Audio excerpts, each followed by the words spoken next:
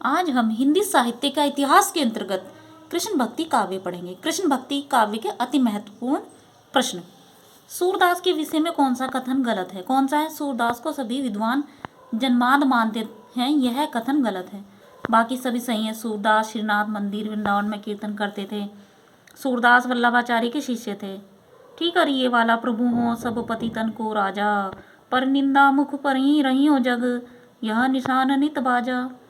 ये सूरदास जी द्वारा लिखित पंक्तियाँ। ठीक है, यहाँ पर आप देख सकते हैं इनके बारे में क्या है। भाव प्रकाश हरि राय कृत निज वार्ता गोकुलनाथ कृत के आधार पर सूरदास अंधे माने गए हैं, किंतु राधा कृष्ण के रूप सौंदर्य का सजीव चित्रण, नाना रंगों का वर्णन, सूक्ष्म पर्यवेक्षणशीलता आदि गुणों के कारण अधिकतर विद्वान सूरदास को जन्मवाद स्वीकार नहीं करते हैं। ठीक है, देखिए सूरदास किस काल के कवि थे? भक्ति काल के कवि थे।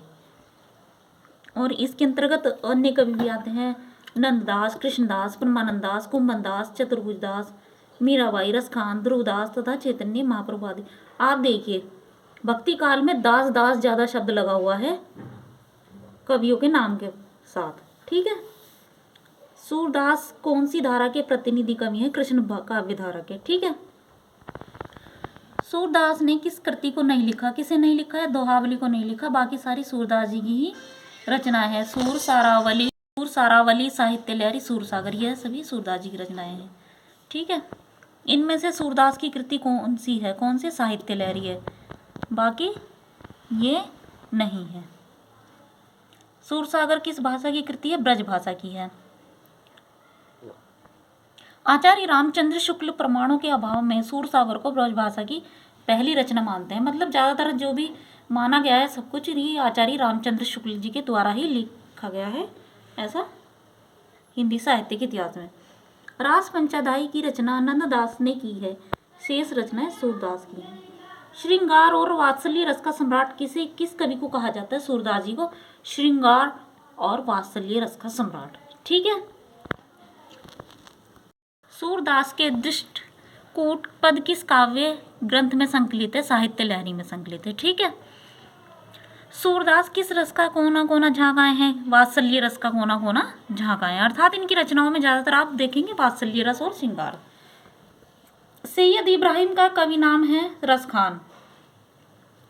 रसखान का मूल नाम क्या है? सैयद इब्राहिम। ठीक है, और इन्हें रसखान के नाम से उपाधि मिली हुई है। रसखान का वास्तविक नाम सैयद इब्राहिम था। इनकी प्रमुख रचनाएं हैं सुजान, रसखान, प्रेम वाटिका। ठीक है, 252 वैष्णवन की वार्ता से मिलता है और उससे ज्ञात होता है कि लौकिक प्रेम से कृष्ण प्रेम की ओर उन्मुख हुए हैं। इनकी प्रसिद्ध कृति प्रेम वाटिका का रचनाकाल 16 से 14 ईस्वी है, अर्थात 1614 ईस्वी है। ये गोसाई विठलनाथ के शिष्य थे। रसखान को सेवया छंद सिद्ध था। प्रेम वाटिका नामक ग्रंथ रचित है किसमें? रसखान द्वारा।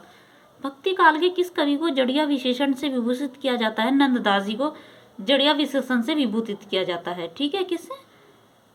जड़िया विशेषण से। बाकी आप यहाँ पर देख सकते हैं नंददास जी के बारे में लिखा हुआ है। ठीक है, अनेकार्थ मंजरी एक प्रकार का पर्याय कोश ग्रंथ है। ठीक, देखो मान मंजरी में भी अमरकोश के आधार पर शब्दों के पर्यायवाची ही लिखे गए हैं। रूप मंजरी नंददास का लघु आख्यान काव्य है। भंवर गीत का मूल उद्देश्य, ये वाला प्रश्न भंवर गीत नेट जीआरएफ अर्थात जो प्रवक्ता की वो होती है ना, नेट की परीक्षाएं बोलते हैं जिनको, डिग्री कॉलेज में प्रोफेसर बनने की, उसमें आया हुआ है ये वाला प्रश्न 2018 के उस प्रश्न पत्र में। का मूल उद्देश्य निर्गुण निराकार ब्रह्म की उपासना का खंडन करते हुए सगुण साकार कृष्ण की भक्ति की स्थापना करना है। सिद्धांत पंचाध्यायी कृष्ण की रासलीला से संबंधित रचना है। नंददास का भंवर गीत सूर के भ्रमर गीत के स्वरूप ही माना जाता है, परंतु दोनों में बड़ा अंतर है। यह है कि जहाँ भ्रमर गीत में उद्धव, नंद, यशोदा और साथ ही गोपियों के कृष्ण विरह जनित संताप को शांत करने जाते हैं, वहीं नंददास के भंवर गीत में उद्धव के आने का प्रयोजन केवल गोपियों को समझना है। ठीक है, बाकी हमने इससे पहले देखा है, जैसे ये क्या है, अष्टछाप के कवियों के बारे में यहाँ पर दिया गया है। इनके कवि कौन है? और कवि गढ़िया नंददास जड़िया, इनके काव्य के विषय में ये कहा गया है। इससे प्रकट होता है कि इनकी काव्य का कला पक्ष महत्वपूर्ण है। इनकी रचना बड़ी सरस और मधुर है। इनकी सबसे प्रसिद्ध पुस्तक है रास पंचाध्यायी है, जो रोला छंद में लिखी गई है। नंददास की अन्य प्रमुख रचनाएं भागवत, दशमकंद, रुक्मणी मंगल, सिद्धांत पंचदाई, रूप मंजरी, मान मंजरी, रस मंजरी, विरह मंजरी, दान लीला, मान लीला, सुदामा चरित्र, भ्रमर गीत आदि। ठीक है। नंददास किस काव्य धारा से संबंधित है? कृष्ण काव्य धारा से। सुदामा चरित्र के लेखक है कौन है? नंददास है। ठीक है, आज के लिए बस इतना।